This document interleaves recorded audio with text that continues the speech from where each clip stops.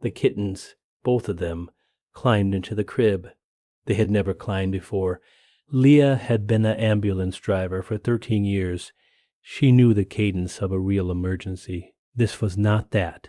This was Mavis, 4 years old, 92 pounds, doing something he had never done in 4 years. She made coffee. She told herself she would deal with it after breakfast. Not in this house, in other people's houses. In her training, she had learned that the most dangerous moment for a family was the morning the older pet decided the baby was now competition. She had counseled families.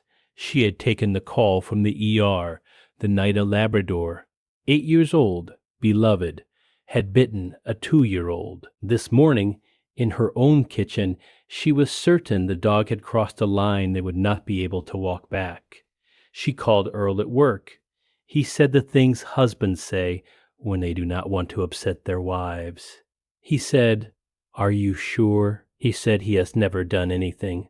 But she could hear the shift in his voice. Mavis watched her from the corner of the kitchen. He had not looked away. If you stay for stories about what animals sense before we do, you're in the right place. Subscribe so you don't miss the next one. Narrator Part 4. The decision happened in 20 minutes. Leah opened the bedroom door, motioned Mavis inside, and closed it behind him. She put Xander on the rug with board books, and she sat on the couch, and she did not stop shaking. She picked up her phone twice to call the rescue. She put it down twice.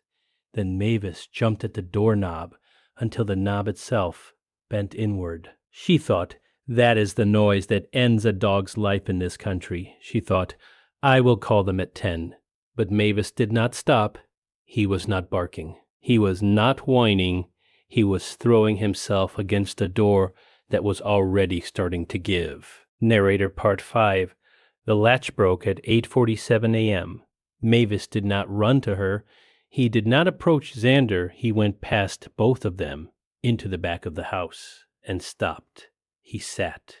He stared at one specific spot. He whined once, the first sound he had made in an hour. Leah followed because she did not know what else to do. The most dangerous animal in her kitchen, the one she had been ready to surrender 40 minutes earlier, was not threatening anyone he was pointing. The reveal came through a drawer the dog stared at until it was opened. She did not understand yet. She would in 43 minutes. Have you ever had a moment where you missed something obvious until your dog refused to let you keep missing it? Tell us in the comments. Narrator Part 6. Xander vomited at 9:03 a.m. twice. Then his eyes rolled. Then he did not respond to his name. The ambulance was there in 11 minutes. Leah sat in the back and watched a paramedic she had trained 6 years earlier hold her son's airway open. They were at the hospital in 7 minutes. Xander was in the pediatric ICU in 22.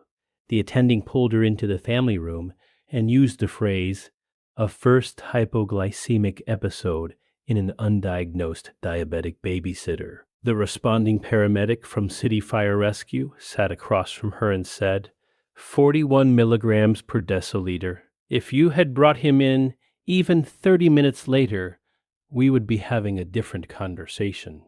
She thought of Mavis pressing his shoulder against the gate.